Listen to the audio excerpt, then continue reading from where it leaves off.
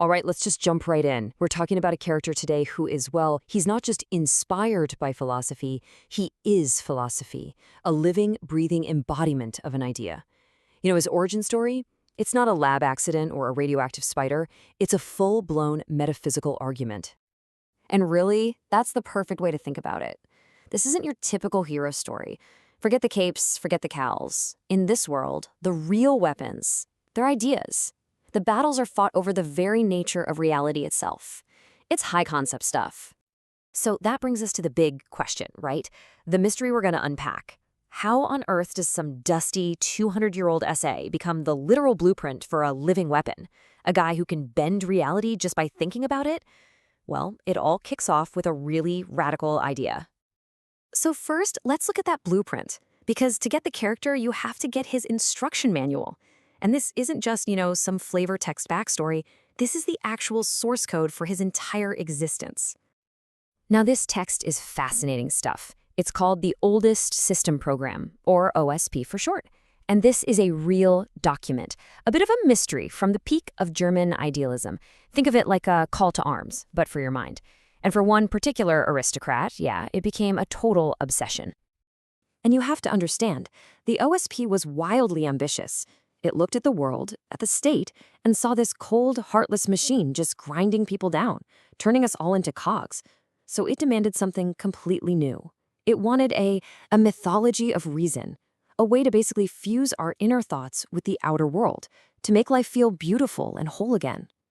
Okay, and here's the kicker. This is the crucial part. Our guy, Baron von Nix, he didn't just read this and think, oh, what an interesting political critique. No, he felt it, deep in his bones. He was trapped in this boring aristocratic life, and he saw himself as just another one of those cogs in the machine.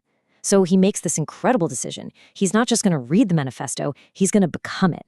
The living, breathing fulfillment of everything it demands. But to pull that off, wow, he needed an engine, something powerful enough to completely remake reality. All right, so if the OSP is the blueprint, what's the engine? What's the machinery he's going to use to build this thing? Well, the answer actually comes from one of the same philosophers who might have written that blueprint in the first place. He uses a process from Hegel called the negation of the negation. Now I know, that sounds super complicated, but stick with me. Just think of it like a 3-step process for radical change. It's this logical engine that's always pushing things forward, always evolving them into a higher state of being. So here's the simple version. Step 1, you have a thesis. That's just the way things are, the status quo. Step 2, you introduce the antithesis. That's the complete opposite, the negation of the first thing. And step 3, the clash between those two resolves into a synthesis. And this is the cool part. The synthesis isn't just a compromise, it's something brand new and way more complex. The special German word for that end result is aufgehoben. And it's such a brilliant word because it means 3 things at once: to be canceled, to be preserved, and to be lifted up to a higher level. All at the same time. You got to remember that term, aufgehoben. It is the absolute key to what's coming next. Okay, so the Baron's got his blueprint. That's the OSB. He's got his engine. That's Hegel's triad. So what's left? Well, he just needs to apply the whole process to himself. And this is it. This is the whole story in a nutshell. What you're seeing here is how the Baron's personal journey maps perfectly onto that philosophical framework we just talked about. He literally turns a dense theory into his own origin story. It's incredible. So remember thesis, the starting point? For him, that was his life, the aristocrat. He was the thing the OSP was railing against, a cog in a fixed mechanical world of stiff rules and just soul-crushing boredom.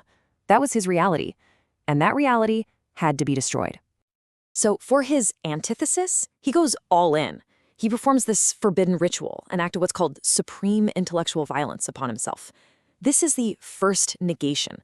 He's trying to just erase his own human limits, to completely deny the reality he's trapped in. He literally throws himself into the void, into pure nothingness. He's trying to pull off what the philosopher Immanuel Kant said was impossible, to see reality as it actually is, the thing in itself, without any human filters. Most people would just be, well, erased. But right at the edge of oblivion, he does something else. This is the final move, the negation of the negation. He doesn't just surrender to the nothingness, he fights back. He imposes his own will on the void and forces that final synthesis into existence. And the result? He becomes aufgehoben. Remember that word? The Baron is cancelled, gone, but his will is preserved and lifted up. He becomes der Wille, a new being where there's literally no difference between his thoughts and the outside world. If he wills it, it happens. Simple as that. Remember that line from the OSP about creating a mythology of reason? Well, he did it. Through this insane transformation, he actually achieved it.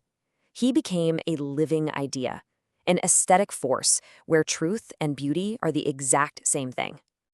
So, in the end, the mad experiment actually worked. He used Hegel's engine to follow the OSP's blueprint, and he turned himself into its living embodiment. But you can imagine, this has some pretty massive implications for the world around him. Yeah, see, his transformation completely changes how he perceives reality. He's not looking at people or countries anymore. He sees a war zone, a battleground of pure ideas.